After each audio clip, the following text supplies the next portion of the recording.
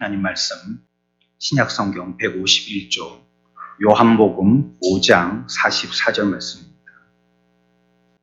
너희가 서로 영광을 취하고 유일하신 하나님께로부터 오는 영광은 구하지 아니하니 어찌 나를 믿을 수 있느냐. 아멘. 예수님 시대 얘기를 좀 하고 싶습니다. 예수님 시대에는 종교적이고 정치적인 이런 지도자들이 있었는데 그 사람들이 갖고 있었던 어떤 종교관이 있었습니다. 하나님을 섬기고 있던 민족들이었는데 하나님을 섬기는 백성들은 어떤 삶을 살아야 된다는 자기 나름대로의 이런 선입견 같은 것이 있었습니다.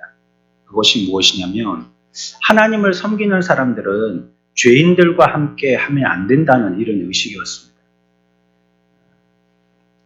더러운 것과 같이 있으면 같이 더러워질 수 있기 때문에 깨끗한 우리들은 우리끼리 서로 잘 보존돼야 된다는 이런 의식이죠. 그걸 선민의식이라고 이렇게 얘기하는데, 그래서 더러운 것이든지 죄악된 것과는 어떻게든지 철저하게 애를 써서 분리해 보려고 노력들을 했습니다.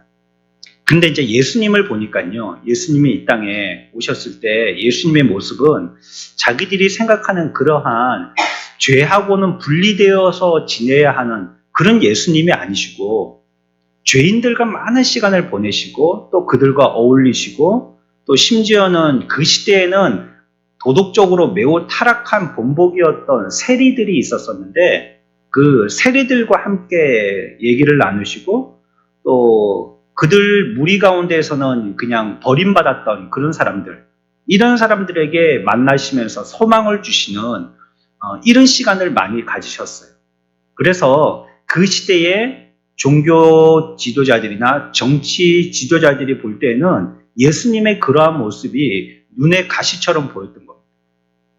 어떻게 구분되어져야 할 우리가 혈통적으로라도 우리는 죄인들하고 같이 지내면 안 되는데, 자기가 하나님의 아들이고 메시아라고 하는 사람인 저분이 저렇게 죄인들과 함께 먹고 얘기하고 그렇게 지낼 수 있느냐면서 자기들은 이해하지 못했죠. 인간의 철학이나 지식이라는 것은 어떻습니까? 어떤 학식이나 기준이 갖춰져야지만 그것을 알 수 있어요. 그래서 자꾸 뭔가 배워 들어가야 되고, 또 그 철학에 이르기까지는 지식의 많은 노력들이 필요합니다. 그리고 그것을 소유한 자들만이 그것을 알 수가 있어요. 하지만 예수님이 이 땅에 오셔서 보여주신 것은요, 그 구원이라는 것은 유대인들만을 위한 구원도 아니고 또 종교적인 많이 알고 있는 지도자들만을 위한 그런 구원도 아니셨습니다. 그러니까 특수한 사람들만이 믿을 수 있는 그런 구원이 아니셨다는 거예요. 다시 얘기하면 구원에는 어떤 차별점이 없고요, 모든 사람들, 보통 사람들이 다 접할 수 있는 그 기준도 없고, 또 어떤 무리들만 해야 되는 특별한 구분도 없는 그런 구원을 우리들에게 베풀어 주신 것입니다. 요한복음 3장 16절은 이렇게 말씀하십니다. 하나님이 세상을 이처럼 사랑하사 독생자를 주셨으니 이는 그를 믿는 자마다 멸망하지 않고 영생을 얻게 하려 하심이라. 아멘. 여기서 성경은 뭐라고 말씀하시냐면요, 우리에게 독생자를 보내주셨다라고요. 독생자는 독자다 이 말입니다. 독자, 멧돼 독자 우리가 이렇게 부르지 않습니까? 그걸 얘기하는데 하나님의 아들인 예수님을 지금 일컫는 말입니다. 그런데 우리가 이 3장 16절에서 금방 앞에서 제가 설명드린 대로의 모든 사람들을 위한 그러한 말씀이냐 하는 것에 대한 해답을 하고 계신데요. 보면 하나님이 사랑하실 때요, 특별한 무리를 사랑하신 게 아니고 누굴 사랑하셨다고요? 세상을 사랑하셨다고. 세상 모든 사람들을 사랑하셨다는 거예요. 그리고 뒤에 가면 이는 그를 믿는 누구에게? 자마다. 특별한 기준이나 원칙이나 구분이 없다는 거예요. 모든 사람들을 다 사랑하시는데 믿기만 한다면 된다는 것입니다. 그러니까 한계나 기준이 없고 특별히 구분짓지 않는다. 소수 지식층이나 지도층만을 위한 그런 구원이나 그런 종교가 아니다. 예수를 믿는다는 것은 무엇인가 특별한 지식을 갖고 있고 특별한 기술을 갖고 있는 사람들만이 얻게 되어지는 그런 특별한 것이 아니다는 걸 우리들에게 말씀하시는 것이 요한복음 3장 16절입니다. 오늘 처음 오신 분들, 그리고 뭐 좀 공부도 많이 못하셨던지 기회가 없든지 또 삶에 쫓겨서 맨날 하루하루 새벽에 나가서 밤늦게까지 일하시는 바쁜 생활을 사신다든지 문화를 못 누리고 생각할 여유조차 없듯이 그렇게 다람쥐 채바퀴 돌듯이 그렇게 바쁜 생활을 사는 그런 사람이라 할지라도 말이죠. 어떤 사람이라 할지라도 남자든지 여자든지 아이든지 뭐 어른이든지 건강하든지 아픈 사람이든지 그리고 뭐 흑이든지 백인이든지 어떤 사람이라 할지라도 모든 세상의 사람에게 모든 자마다 이렇게 구원은 문이 활짝 열려 있다라고 그 기준이나 특별함의 구분이 없다라고 성경은 얘기하고 있는 것입니다. 그런데요, 오늘 성경에 우리가 읽었던 말씀에서는 금방 제가 설명을 드렸고 또 같은 하나님의 말씀이 요한복음 3장 16절에서 설명하고 있는 내용과는 조금 부딪히는 부분이 있는 것 같은 느낌이 듭니다. 제가 44절 오늘의 본문의 말씀을 다시 한번 읽어보겠습니다. 너희가 서로 영광을 취하고 유일하신 하나님께로부터 오는 영광은 구하지 아니하니 어찌 나를 믿을 수 있느냐. 요한복음 3장 16절에서는 누구든지 다 믿을 수 있다. 세상에 어떤 자마다 다 믿을 수 있다. 이렇게 해놓고 44절 오늘 본문의 말씀에서는 그런 사람은 어찌 믿을 수 있겠느냐. 한계를 구분하셨단 말이에요. 제한을 두셨다는 거예요. 모든 사람에게 소망을 주시지만요. 어떤 특정한 오늘 얘기하고 있는 한 무리에 대해서는 도무지 소망도 없고 구원도 없고 영생도 없다고 단호하게 대답하고 계세요. 모두에게 문이 열려 있지만 이런 자들은 안 된다는 거예요. 여기에 얘기하고 있는 이런 사람들은 구원에서 영생에서 구원의 그 생명에서 소망에서 제외다, 예외될 수밖에 없다라고 얘기하고 있는 것입니다. 가능한 모든 방법을 취해서요, 이러한 사람들을 얻고자 노력을 했지만요, 또 최후 심판이라는 극약 처방으로 그들의 마음을 설득하려고 했지만 이 모든 것들이 허사가 되고 만 그러한 특별한 무리들이 있다라고 얘기하고 있는 것입니다. 성경에는 가증한 세리라든지 또 간음하는 현장에서 붙들린 여인이라든지 또 예수님께서 십자가에 달리시고 형벌 받으실 때에 같이 달렸던 강도라든지 이 모든 사람들은 세상 사람들이 볼 때는 그들이 앞에서 말씀드린 불의한 자들, 죄 있는 자들이기 때문에 그들의 거룩한 무리들 가운데에서는 항상 벗어난 자들이었어요. 그러나 성경은 금방 말씀드린 이런 자들도 복음의 영향에서는 제외가 없다라고 말씀합니다. 세상 사람들은 경계를 뒀지만 성경은 이 사람들도 다 구원받을 수 있다는 거예요. 가늠한 여인도, 도둑놈도, 세리도, 평생 도둑질만 하던 강도도, 십자가에서 죽기 직전, 일보 직전인 사람도 다 구원의 예외는 없다는 거예요. 그 구원의 영향력의 범위에 벗어나는 사람은 아무도 없다는 것입니다. 악한 영들과 마귀에게 붙잡힌 자들조차도 모두 다 소망이 있다라고 말씀하십니다. 그런데 오늘 유일하게 이 본문에서는요, 완전히 소망이 없는 자들이 있다는 거예요. 이런 자들은 소망이 없다는 거예요. 영향이 미칠 수 있는 모든 사람들에게 문이 열려 있으나 이 사람들은 안 된다라고 얘기하고 있어요.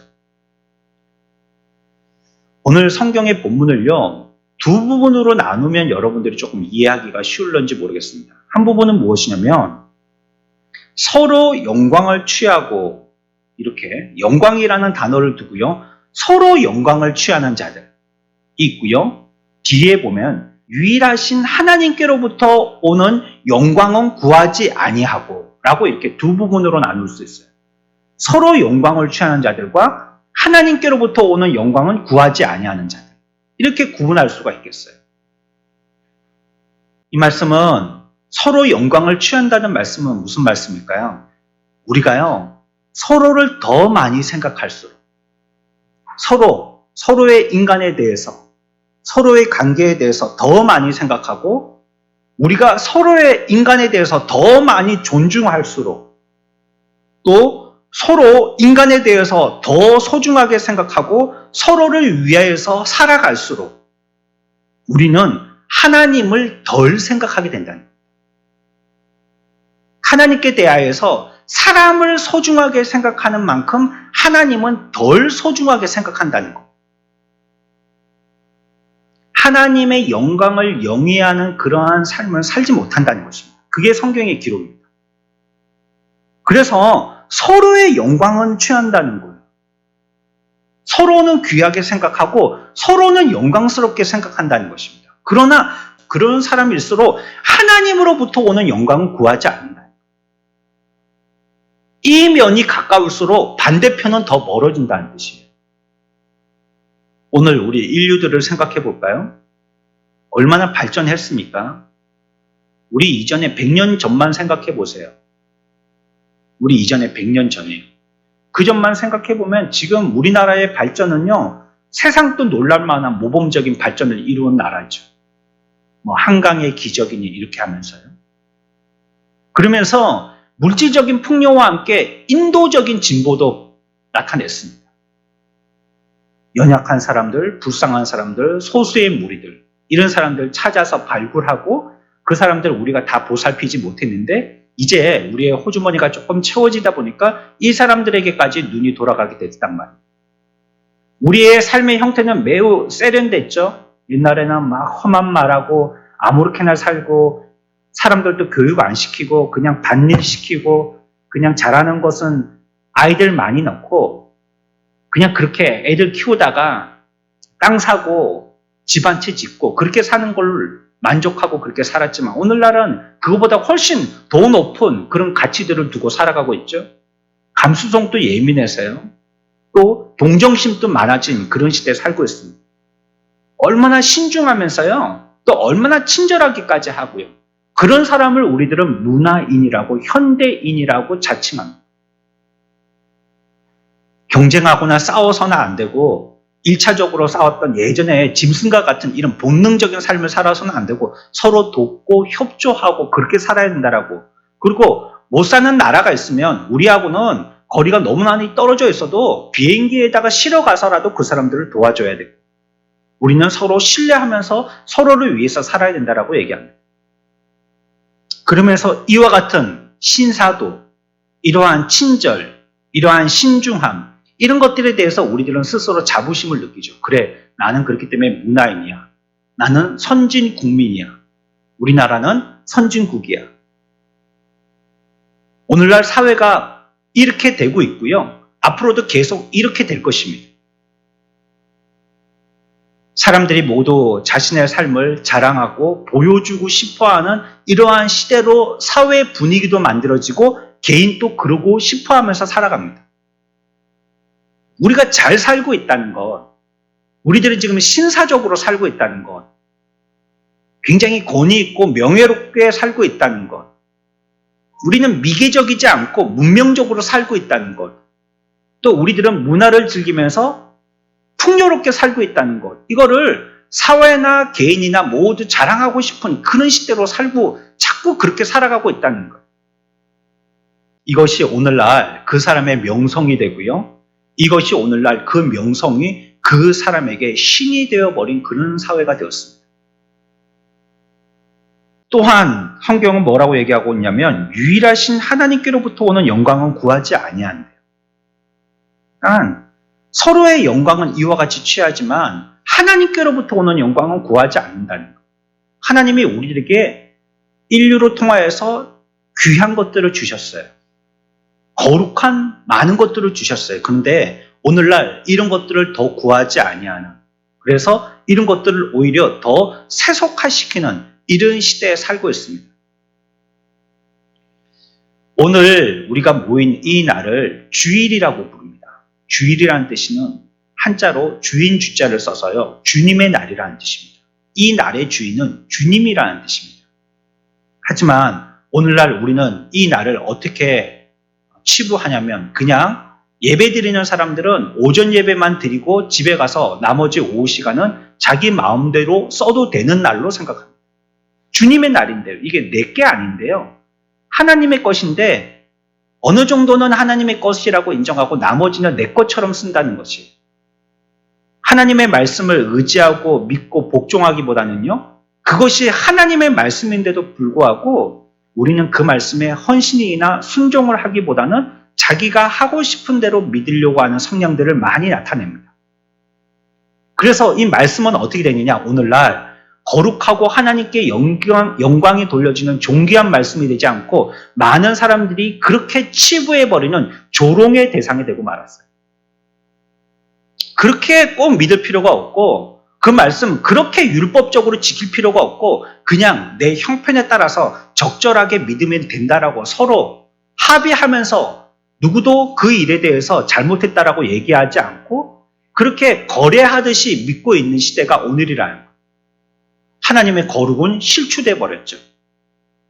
오늘날 결혼의 신성함을 지키는 사람들이 있습니까? 순결과 정조의 명예로움이라든지 겸손과 온순함이라든지 청렴함이라든지 지고지선이라든지 이런 것들이 다 무시당하고 모욕당합니다. 그저 오늘날 시대는 돈만 많으면 최고입니다. 결과론적으로 돈 많은 사람이 누군가 돈 많은 사람이 선한 사람이라고 얘기합니다. 그래서 잘 살고 있다는 그 말이요. 돈 많다는 말로 풀이되고 있는 시대예요. 돈이 많으면 잘 살고 있대요. 여러분, 오늘날처럼요. 서로가 서로를 많이 끔찍하게도 생각하는 시대가 있었나요? 예전에는 어르신들이 나이 드시면 자기도 또 자녀들도 서로에게 부담을 주고 부담되기 싫어서 고려장이라는 게 있었죠. 오늘은 그걸 현대장이라고 부르더라고요. 서로를 끔찍하게 위해 줍니다. 자녀들은 부모를 위하고 부모는 자녀를 위하고. 하지만 이 시대만큼이나요. 하나님을 끔찍하게 생각하지 않았던 시대도 없습니다. 오늘날처럼 신사적으로 살았던 시대가 있나요? 우리의 품위와 명예를 지키면서 좋은 말들, 문명인들의 말을 선별해서 해가면서요. 자기의 본능은 노출시키지 않고 철저히 자기의 속마음은 감추면서 사람들에게 아름답고 신사적인 모습을 보이려고 했던 이런 시대가 있었었나요? 반면에 오늘날처럼 하나님께 대하여서 덜 거룩했던 적은 없습니다. 오늘날처럼 진보에 대해서 자랑했던 때가 있나요? AI니 GPT니 우리의 방산이요 세계에 어떻게 되어지니 우리나라의 위상이 어떠니 대한민국의 교육이 어떠니 우리는 선진 대열에 있니 어떠니 우리의 GDP가 얼마니 이런 것들 수도 없이 수치적으로 끊임없이 우리들에게 세뇌시키고 있지 않습니까? 하지만 오늘날처럼 하나님을 경배하는데 소홀했던 때가 있나요? 세상은요 더욱더 자신을 존중하라고 얘기하고 있습니다. 세상은 더욱더 서로의 영광을 취하라고 얘기하고 있습니다. 그러나 반면에 하나님께 올려드려야 할 하나님의 영광은 철저히 슬그머니 무시되고 있는 시대입니다. 35절 볼까요? 조금 올라갑니다. 같은 요한복음 5장 35절의 말씀입니다. 우리 다 같이 읽겠습니다. 시작. 요한은 켜서 비추는 등불이라 너희가 한때 그 밑에 즐거이 있기를 원하였거니와. 여기서 뭐라고 말씀하시냐면요. 너희가 밑에 있었던 때가 있다는 거예요. 우리도 어느 때에는 거룩하고 하나님께 경배하고 하나님을 알아가는 그러한 참 양심의 본성을 따라서 살았던 때가 있다는 거예요. 그때가 언제예요? 그가 언제예요? 한때라는 거예요. 한때. 다르게 표현하냐면요. 잠시 동안은 그랬다는 거예요. 잠시 동안. 그렇지만 이들이 한때는 그렇게 거룩을 드러내면서 살았지만요. 이제는요. 요한이 싫어진 거예요. 이 요한복음을 쓰고 있는 이 요한 선생님이 싫어진 거예요. 그리고 원래 자기들이 가려고 했던 그 길로 다들 되돌아가 버렸다는 게 성경의 표현입니다. 한때만 그랬지. 지금은 왔던 길로 다 돌아가 버렸다. 잠시는 요한 선생님에게 귀를 기울이는 것 같았지만 지금은 아무도 귀 기울이지 않는다는 것이고요. 자기들의 호기심이 충족되자마자 그들의 마음속에는 지겨움이 올라오기 시작했다는 것. 주위에서 요한 선생님의 말씀을 들으려고 하지 않았고 그의 가르침도 실행하려고 애쓰지도 않았고 결코 그의 제자가 된 적도 없었다라고 얘기하고 있습니다. 그들이 선호했던 것은 뭐냐면 새로운 관점이죠. 그냥 새로운 것, 새로운 시도, 새로운 사상, 새로운 음성. 처음에는 많이 흥분되어졌지만 지금 오니까 식어진 것처럼 그런 마음을 갖게 되었다라고 요한은 그 시대의 무리들에게 얘기하고 있습니다. 하나님의 말씀이 바뀌었나요? 전하여졌던 그 말씀이 변화됐나요? 요한이 전하였던 하나님의 말씀의 복음이 변질됐었나요? 다르게 표현하고 있나요? 여전히 똑같았는데 왜 이전에는 그렇게 하나님의 은혜 가운데 있다가 지금은 그 말이 한때라고 표현할 만큼 싸늘해졌냔 말이죠. 무엇이 잘못됐냔 말이죠. 과연 하나님의 말씀이 잘못된 것일까요? 한때는 예수 그리스도를 생각하는 것에 만족하는 사람들이에요. 내가 예전에 예수 믿고 뜨거웠던 적이 있었다라고 얘기하는 사람들. 나도 처음에 교회 다녀봤다는 사람들. 나도 신앙생활 몇 해 해봤다라는 사람들. 이런 사람들이 구원을 얻기는 매우 힘듭니다. 내가 한때라는 이런 표현을 하는 사람들. 내가 한때는 영광을 취하였다라고 얘기하는 사람들.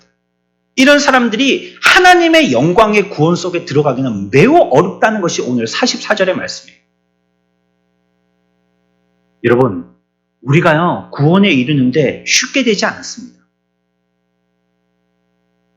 내가 무엇이든지 세상에 공짜가 없다는 말처럼요, 노력 없이 쉽게 얻을 수 있을 이런 것으로서 만족하려고 해서는 안 돼요. 39절 봅니다. 같은 본문 5장의 39절입니다. 같이 읽습니다. 시작. 너희가 성경에서 영생을 얻는 줄 생각하고 성경을 연구하거니와 이 성경이 곧 내게 대하여 증언하는 것이니라. 아멘. 여기서도 또 우리가 한 말씀에 대해서 귀 기울이게 되어지는데요. 너희가 성경에서 영생을 얻는 줄 어떻게 했다고요? 생각했다는 것입니다.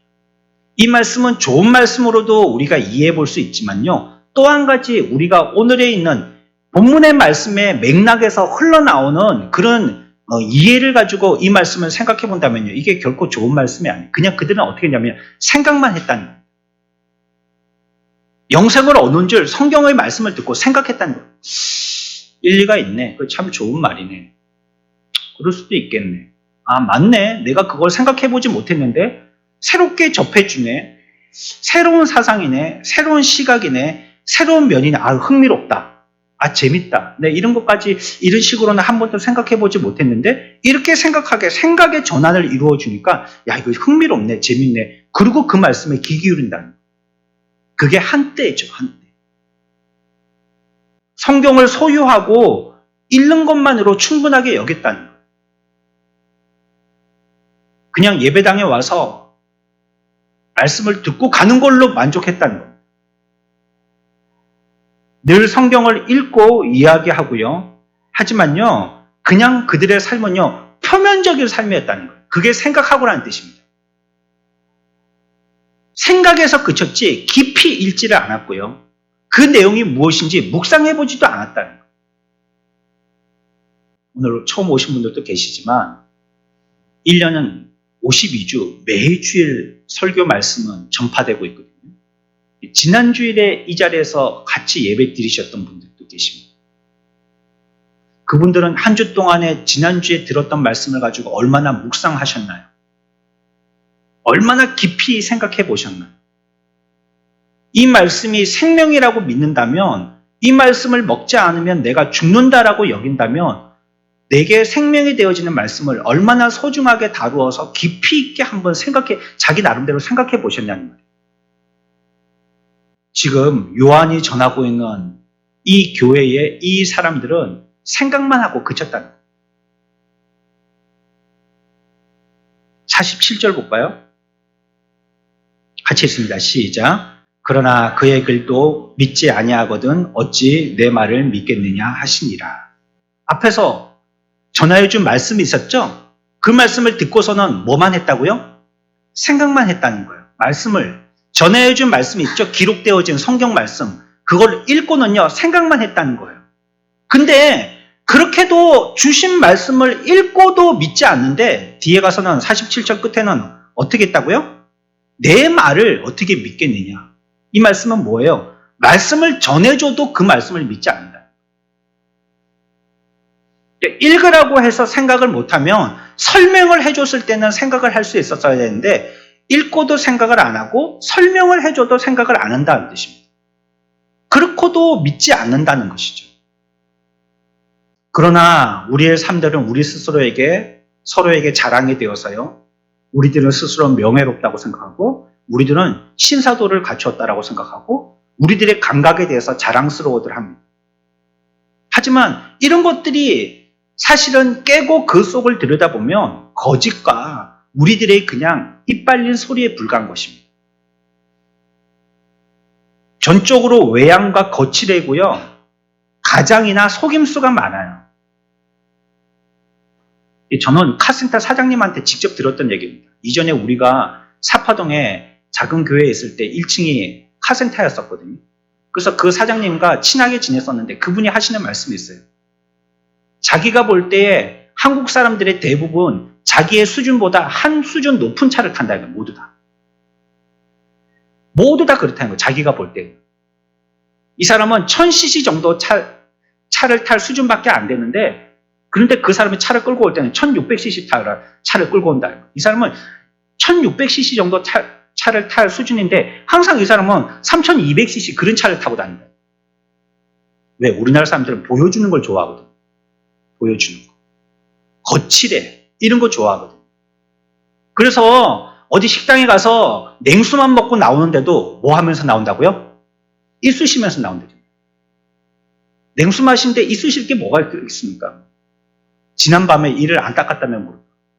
근데 그거 쑤시면 고기 먹은 척하고 나온다. 어째 뭐 스몰 웨딩이니 그래도 사람들 많이 있는데 어떻게 그럴 수 있니? 너희들은 그렇다 할지라도 결혼이라는 게 양가 집안까지의 그런 결혼이잖아. 그러니까 손님들 모시고 안 좋은 소리 안 들으려면 보통 하는 사람들만큼 해야 돼. 이게 보통 우리들이 그냥 다 이해하고 듣는 얘기들이잖아. 누군가에게 자랑하고 싶고요. 보이기 위한 이런 삶을 살아갈 때가 많습니다. 그러니까 나의 내적인 삶을 치중하기보다는요. 외적인데 더 집중한다요. 자꾸 외적인데. 나의 외모에 자꾸 더 집중한다요. 옷장에 옷이 가득하지만 문을 열고는 항상 고민하는 게 입을 옷이 없다는 거고요. 신발장에 신이 가득하지만 신을 신이 없다는 거예요.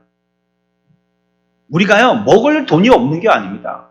쌀떡에 싹이 없는 게 아니에요.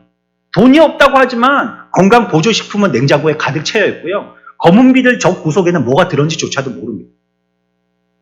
계절에 한 번씩 냉장고를 청소할 때 돼야지 아이고 이거 못 먹게 됐네. 섞여서요. 음식 쓰레기통에 고봉으로 싸서 버립니다. 그리고는 우리들은 돈이 없다는 거예요. 우리에게 내적인 것을 위해서 자꾸 찾아보고 확인해보고 그래야 되지만 우리의 사회와 나 자신도 거짓되어서 자꾸 외형으로 보여주는 데 애쓴다는 거예요. 그게 뭡니까? 오늘 말씀하신 것처럼 서로의 영광을 취한다는 거예요. 그게 암암리에 서로에게 거래와 이해가 돼버렸어요. 그 사람은 그렇게 보여주고 나오고 나도 그렇게 보여주는 게 다 이해되어지는 그런 사회에 살게 됐다는 것입니다. 사람을 어떻게 알 수 있죠? 우리가 그 사람의 속에 들어갈 수 있습니까? 아니죠. 그 사람을 이해하고 알 수 있는 판단은요, 두 가지밖에 없어요. 그 사람이 어떻게 행동하는가 하고요. 그 사람이 어떻게 말하는가, 그걸 보는 겁니다. 그러니까 사람들은 겉으로 말하는 것과 행동하는데 더 치중하게 되는 거예요. 왜냐하면 저 사람은 나를 판단할 때 말과 행동으로 판단할 테니까. 그래서 우리의 말과 행동에서 이와 같이 명예롭게 하려고 외형에 그렇게 애를 쓴다는 거예요. 자기의 점검이라든지 기도 이런 데 시간을 쓰려고 하지 않아요. 오히려 더 문화생활을 즐기고 여가생활을 즐기고 싶고 그것을 SNS에 올리고 싶죠. 아무도 모르게 기도하고 아무도 모르게 묵상하는 데는 별로 관심이 없다는 거. 늘 타인들을 만나느라고 시간이 쫓기는데요. 언제 한번 시간을 내서 자기를 만나는 시간은 없다는 거예요. 자기의 점검이나 자기에 대한 검산, 반성 이런 게 도무지 없는 시대에 살고 있다는 것입니다. 그러니까 다른 사람들에게 내가 어떻게 보일까 이것만을 골몰하게 하고 있는 시대에 살고 있다는 것이에요. 그래서요 오늘날 내 양심은 뭐가 되어 있죠? 사실 여러분들이 갖고 있는 이 양심이 오늘날 내 양심이 아니고요. 다른 사람들이 바라보는 시각입니다. 그게 양심이 되어버렸어요. 그래서 법도 안 걸리면 된다는 거예요. 그게 자기의 양심이 됐죠. 그게 어째 양심입니까? 그 말은 다른 사람들이 오케이 하면 나도 오케이라는 거예요. 내가 오케이 해야 되는 게 아니고요. 다른 사람들이 오케이 하면 나는 오케이라는 거예요. 그래서 세상 사람들은 서로를 칭찬합니다. 예쁘네. 왜 이렇게 살이 빠졌어? 뭐 좋은 일 있어? 야, 얼굴에서 기름기가 흐르네. 야, 좋은 차 타고 다니네. 아유, 자녀들이 그렇게 잘 됐어? 그리고 우리들은 그런 말들을 듣고 싶어 하고 그런 말들을 자랑스러워들 합니다. 그들이 나에게 베푸는 영광에 대해서 기분 좋아하고요. 또 우리들은 그 영광에 발목 잡혀서 그것을 위해서만 살아갑니다. 사실 자기의 인생이라지만 자기 인생이 없죠. 다른 사람들에게 보여주는 액터, 배우의 인생인 거죠. 그래서 다른 사람들은 나를 볼 때 대부분 좋은 사람이나 좋은 동료로 생각합니다. 근데 진짜요? 집에서 부인이 뭐라고 하시던가요? 나를 좋은 사람이라 하시던가요? 남편이 뭐라고 하시던가요? 좋은 아내라고 하시던가요? 자녀들이 뭐라 하시던가요? 좋은 아빠라고 하시던가요? 만약에 아무도 나를 모를 거라고 생각하는 여러분의 비밀이라는 게 발각된다면요. 우리를 알고 있는 이 모든 사람들이 나를 재평가할 겁니다. 나는 나를 꽁꽁 감추고 나의 본색은 드러내지 않고 보이고 싶은 것만 보여주는 거예요. 연애할 때처럼. 그러니 결혼하고 내가 속았다라는 소리를 하죠. 내가 속아서 결혼했다. 피차 일반입니다. 서로 속고 속이는 건 아닙니까? 그때는 좋은 것만 보여주려고 하거든요. 신뢰하지 않으려고 하고 나쁜 말을 하지 않고 뭐 당신은 나의 태양이고 당신은 뭐 나의 달이고 뭐 해도 따고 별도 따주고 싶다고 그렇게 얘기하죠. 나중에는 피곤하면 네가 따라 이렇게 됩니다. 우리의 문명을 보십시오. 우리의 사회라는 걸 보십시오. 모두 다 사기고요. 모두 다 기만에 근거했습니다. 우리는 외면에 근거해서 살아간다 해도 과언이 아닙니다. 또 그 외면만을 위해서 살아갑니다. 우리가 그렇게 생활하는 기간이 길면 길수록요. 그만큼 하나님의 은혜와 그분이 주시는 구원에 대해서 둔감한 자로 살 수밖에 없다는 것이 성경의 말씀입니다. 그래서 자기에게 집중하고 서로의 사람들에게 집중하는 사람은 하나님의 영광에 이르지 못한다는 것. 그분에 대해서 개인적인 구주로 느낄 필요성을 못 느낀다는 거예요. 여러분들이 오늘 우리 교회에 와야지만 이 알약을 먹어야지만 여러분들의 모든 병들이 다 나을 수 있다라고. 아니, 여러분들이 이 약을 먹으면 여러분들은 죽지 않는다라고 한다면 목숨 걸고 올 겁니다. 그런데 이 약을 먹어야 될 만큼 필요성을 못 느끼는 거예요. 왜냐하면 나가서 내가 노력해서 내 돈 벌어서 얼마든지 옷 사입고 먹을 거 사 먹고 애들 교육시키고 또 건강도 챙겨가면서 이렇게 살아갈 내 나름대로의 자신감이 있거든요. 이게 뭡니까? 전부 다 이제 자기에게 집중하는 거죠. 그러니까 그런 뭐 여기서 제가 약을 판다는 얘기가 아니고요. 예를 들면 그렇다는 거예요. 그런 필요성을 못 느낀다는 거예요. 내게 구주나 예수 그리스도 여기에 대해서 별 관심이 없는 거예요. 왜냐하면 자기에 대해서 관심이 그만큼 많기 때문에. 타인뿐만이 아니라요. 자기 자신에 대해서 솔직하지 못한 사람은요. 하나님을 알기 힘듭니다. 세상적인 영광이라는 것은 끝없이 그 사람을 자만하게 만들고 끝없이 그를 교만하게 만듭니다. 근데 주님은 뭐라고 하셨냐면 우리가 겸손하지 않고서는 주님을 알지 못한다고 하셨거든요. 너희들이 어린아이 같이 연약한 모습으로 하나님 앞에 겸손하게 해 있지 않고서는 하나님을 모른다고 그랬는데 우리가 모두 이렇게 막 눈이 머리 위에 올라가서 앉아 붙어 있으니까요. 교만하고 자만해 있으니까 하나님을 알기는 더더욱 힘든 것입니다. 이런 자는 하나님이 물리치신다라고 얘기하고 있어요. 우리는 이런 자신의 영광을 버려야 됩니다. 진정한 마음으로요, 하나님으로부터 오는 영광을 구해야 됩니다. 오늘날 사람들은요, 40절 보실까요? 40절입니다. 같이 읽습니다. 시작. 그러나 너희가 영생을 얻기 위하여 내게 오기를 원하지 아니하는도다. 하나님은 뭐라고 말씀하시냐면요, 자신의 삶을 고려해보라는 것입니다. 내 삶을 생각해보라는 거예요. 이제 더 이상 자꾸 다른 사람들에게 보여주기 위한 서로의 영광을 위한 이런 사람 말고요. 서로에게 드러내고 서로에게 인정받고 칭찬받고 명예를 얻으려고 하는 이런 삶 말고요. 내 자신의 삶을 신중하게 또 면밀하게 고민해 보라는 것입니다. 우리들은 이 세상의 삶을 영화롭게 살기 위해서요. 의도적으로 그 외의 것들을 무시해 버립니다.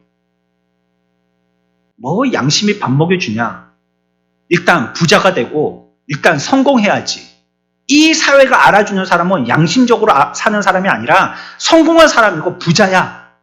그렇기 때문에 사회에 인정받기 위해서는 그 양심, 그건 나중에 여유 있을 때 챙겨보면 된다는 거예요. 그래서 여러 가지 부정과 비리들이 끊임없이 나오지 않습니까? 청문회 해보니까는 어디 나라를 위해서 일꾼을 세울 만한 사람이 있는가요? 털어보면 모두 다 그 모양인데. 게다가 우리들은 이렇게 자기 자신에 대해서 자신감을 가지고 살기 때문에요. 누군가 나의 구원을 위해서 생각하고 나를 도와주겠다는 그 말들에 대해서 불쾌해야 합니다. 내가 뭘 모자라서 나를 도와준다는 말이에요. 나는 그런 도움 안 받아도 된다는 얘기예요. 난 충분히 내 삶을 영위하고 다른 사람에게조차도 베푸면서 살 수 있으니까 나를 안 도와줘도 된다라고 해서 우리 예수 믿고 한번 신앙생활 해봅시다 하고 복음으로 초대하고 교회 가보자고 하는 말조차도 불쾌해하는 사람들이 있다. 자기를 의존하는 사람들이기 때문에요. 그리스도께서 우리를 위해서 돌아가셨다는 사실을 믿으려고 하지 않습니다. 왜냐하면 자신의 정직이라든지 자신의 신실함이라든지 자신의 열정이라든지 선한 일들에 대해서 사람들에게 칭찬이 자기 자신에 대한 구원을 예수 그리스도 메시아 교회에서 얘기하시는 그분이 아니더라도 가능하다라고 생각하기 때문이에요. 그분이 없어도 이 사람들의 명예와 칭찬만 있다면 내 자신의 성실함이라든지 정직함만 있다면 나는 잘 살 수 있다라고, 그리고 이 삶은 이 시대뿐만이 아니라 죽어서의 삶까지도 보장할 수 있다라고 믿기 때문이에요. 그러니 하나님 앞에 안 나오는 거예요. 여러분들의 삶을 점검해 보십시오. 우리는 어떻게 살아야 됩니까? 성경은 우리들에게 정확하게 얘기하죠. 유일하신 하나님께로부터 오는 영광을 구하여야 한다. 더 이상 서로의 영광을 위하는 삶을 그치고 유일하신 하나님께로부터 오는 영광을 구해야지 된다는 거예요. 그 사람이 구원을 얻을 수 있다는 것입니다. 그 말은 무슨 말입니까? 다른 사람의 생각에 의해서 좌우되던 그런 일들은 그만 그치고요. 하나님을 기쁘시게 하는 이 일에 애써야 된다는 거예요. 그렇지 아니하고서는 구원을 얻을 수 없다는 것입니다. 우리가 가장 진실할 때가요, 죽기 직전입니다. 근데 아쉽게도요, 죽기 직전에는 시간이 많지 않습니다. 그제 깨달아서 그때서야 겨우 귀한 것이 무엇인지 몇 가지 추려볼 수 있어요. 사랑, 효도, 친절, 배려, 이런 것들이 돈이나 명예보다도 더 소중하다는 걸 그제서야 깨달아요. 그러나 이제 내가 그것을 다른 사람들에게나 내 자신에게 적용시킬 만한 시간이 없어요. 죽으면 끝날 것이라고 생각했는데 죽음의 문턱에 가보니까 끝나지 않는 이 죽음 이상의 세계가 눈에 슬쩍 보이는 거예요. 그 사람들은 두려워서 죽기 싫어하죠.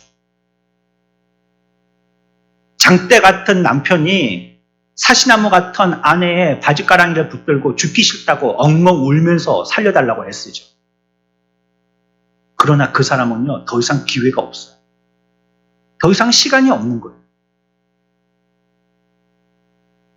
사람이 아닌 하나님께 기울여야지 영광을 하나님께 돌리는 사람, 그 사람의 기회를 얻은 사람만이 우리가 구원의 기회가 있다는 것입니다. 하나님은요, 자신의 뜻을요, 성경 안에 드러내셨어요. 하나님은요, 우리들에게 선한 행위를 많이 한다고 악한 행위가 지워진다라고 말하지 않았어요. 내가 착하게 살면 되지, 도덕적으로 살면 되지. 그러면 내 죄가 없는 거지. 성경은 그렇게 얘기하지 않는다. 아무리 선하게 살아도 악은 남아있다는 거예요. 그리고 그 악행은 반드시 구세주에 의해서, 그리고 창조주 심판주에 의해서 심판받는다는 거예요. 여러분에게 먼저 선한 일을 하라고 말씀하지 않습니다. 하나님의 영광을 위하고 구원받아서 하나님의 백성이 되는 것은 여러분들이 지금까지 호성생활한 거 무릎을 치고 반성하면서 이제부터는 새로운 삶으로 착하게 살아야 된다라고 말씀하지 않아요. 여러분들이 살아왔던 그 모습 그대로, 있는 모습 그대로, 내가 지금까지 모진 삶을 살고 선하게 행하지 못했던 삶이라 할지라도 그 모습 그대로 오라고 말씀하셔요. 그리고 주 예수 그리스도를 믿으라고 말씀하십니다. 그분이 하나님의 아들이심을 받아들이고요. 그의 죽음이 우리의 모든 죄를 깨끗하게 씻어주신다는 것을 믿어야지 된다는 거예요. 이해해보자는 말도 아니고요. 말로써 논쟁해보자는 말도 아니에요. 우리가 잘 모르겠지만 그분이 절대주 하나님이시면 믿어보라는 것입니다. 이 시간에 우리의 마음문을 열고 그분을 모셔드리는 귀한 은혜가 여러분들에게 기회로 주어지기를 축원합니다. 이 시간 하나님의 아들을 여러분의 구주로 영접하고 여러분 자신을 그에게 맡기고 그에게 기도하고 그에게 도움을 청하고 최선을 다해서 하나님을 기쁘시게 하는 자로 산다면 지금 이 시간이 여러분들에게 절체절명의 가장 소중한 시간입니다. 우리가 이런 삶을 살게 된다면 우리의 가슴은 벅차오르게 될 겁니다. 이전에 세상 사람들에게 보여주려고 하면서 살았던 우리의 마음의 공허함이 어느새 가득 채워지게 될 것입니다. 많은 것들을 쌓아놓고 살았지만 불안했던 우리의 심정이요, 평화를 체험하게 될 것입니다. 고통과 긴장은 물러가고요, 행복과 기쁨이 넘치기 시작할 겁니다. 그리고 어떻게 내가 하나님을 좀 더 기쁘시게 더 알아가지 하고 마음에 소원이 생기게 될 것입니다. 이 시간에 모인 하나님을 한 번도 예배해보지 못하신 분이든지 하나님에 대한 존재는 알고 있지만 그것이 믿어지지 아니하는 분이라든지 아니면 다른 사람들을 위해서 살아왔던 분이라든지 우리 모두가, 아니면 혹시 그때만을 추구하고 우리의 삶에 대해서 우리 나름대로 낙관하고 있는 분이라든지 우리 모두가 하나님 앞에서 자신의 영광과 서로의 영광을 우리가 서로 칭찬하면서 살 것이 아니라 이제 이런 것들을 내려놓고 하나님이 영광으로서 우리에게 구하신 것이 무엇인지 하나님 앞에 우리의 마음문을 열고 다가가는 귀한 은혜의 시간이 되시기를 축원합니다.